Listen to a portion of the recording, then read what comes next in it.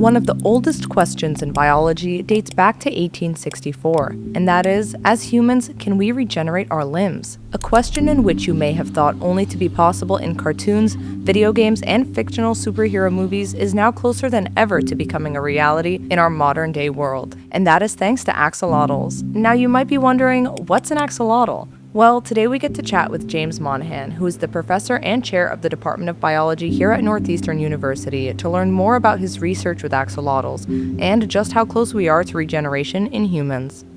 It's really cool to be studying one of the oldest questions in biology. Can we regenerate limbs? Can we have scarless wound healing? My name is James Monaghan. I am professor and chair of the Department of Biology at Northeastern University. I'm also director for the Institute for Chemical Imaging of Living Systems. I am particularly lucky to work with axolotls. I ran into them 22 years ago when I was going around the Midwest looking for PhD programs. And I, like most people at the time, didn't know what an axolotl was. But I learned that they were really pushing a new direction in regeneration biology. And this was to understand why axolotls can regenerate their spinal cord. And this really fascinated me. I didn't actually appreciate that that was possible. So from that day on, 22 years ago, I was an axolotl person.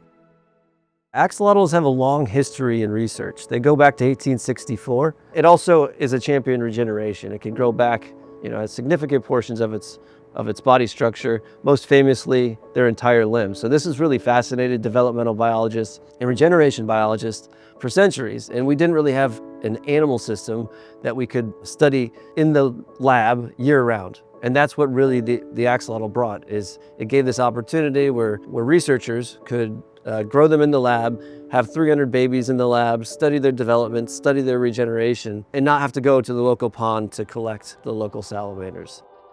The goal of our research is to understand how a limb knows what to grow back. Even in 2025, we don't have a great mechanistic explanation for why particular animals can grow back structures and other animals, like humans, cannot. This is a fundamental question of developmental biology, of regeneration biology, but in the modern realm of regenerative medicine, of this era that's coming upon us, of which we can start to change the fate of an injury or change the fate of a disease, it's really becoming a reality. So if we can understand the blueprint of regeneration, of which genes are turned on, which genes are turned off, how does the axolotl tweak the particular parts of the genome to enable them to perform scar-free wound healing or regenerate an entire arm, I don't think it's out of the realm to say, let's try that in a mammal. And we're kind of the outlier, meaning humans regenerate probably worse than most other animals. And if we can understand how these other particular animals can do it, maybe we can enhance regeneration in humans.